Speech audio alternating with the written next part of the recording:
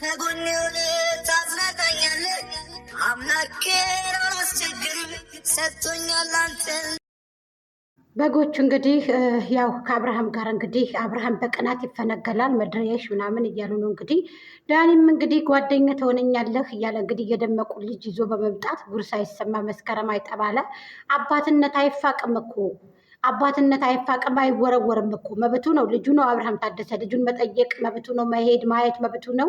ማንኛውም ሰው ያው መሸቀያ ያድርገው ችግር የለም። ግን ዳኒም መጣ ሌላም መጣ፣ ግን በልጅ እየተወራወራችሁ በልጅ እንደዚህ ሚዳቆ ባትጫወቱ ጥሩ ነው። በጣም ነው የሚገርም የሚያሳዝነው። እና ድራማው እንግዲህ በልጅ ነው የተጀመረው።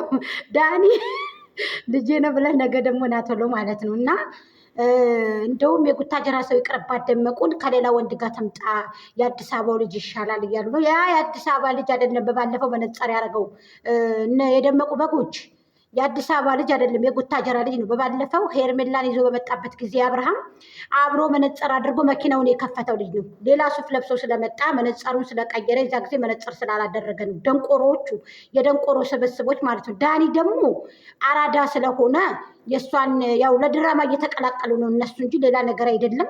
ደመቁ ግን ታሳዝናለች። በልጅም ተጫወተች፣ በትዳርም ተጫወተች፣ በፍቅርም ተጫወተች። የረካሽ መጨረሻ ናት ማለት ነው። ስለዚህ እኔ የምለው ግራን የምታጋቡኝ እኔ እኮ የጉታጀራ ሰዎች ማለት ነው። ከጉታጀራ ሰዎች ደግሞ የደመቁ በጎች ናቸው የምታስቁኝ፣ እንዲያው የምትገርሙኝ ማለት ነው። ስለዚህ በልጅ ነው እነሱ መነገድ የያዙት፣ በልጅ ማለት ነው። በቃ በልጅ ጢባ ጢቦ ሽቃቃ ጨዋታ ማለት ነው። እንዲሁ በጣም ነው የሚገርመው ጋይስ። ምን አይነት ጉድ ነው ግን? እንደው ምን ጉድ ናችሁ? እንዲሁ በህፃን ልጅ እንደ ኳስ ጨዋታ እንደዚህ በህፃን ልጅ እንደዚህ ጢባ ጢቦ ምንድን ነው? እንደዚህ ምንድን ነው? ይሻላታል። ያንኑ የጉታጀራ ይሻላታል። ያንኑ የምናምን የጉታጀራ አትፈልግም። እጥቅጥቅ ጂ ጨምላቆች፣ የሰው ጨምላቆች አትጨመላለቅ። ወደዛ ሄደው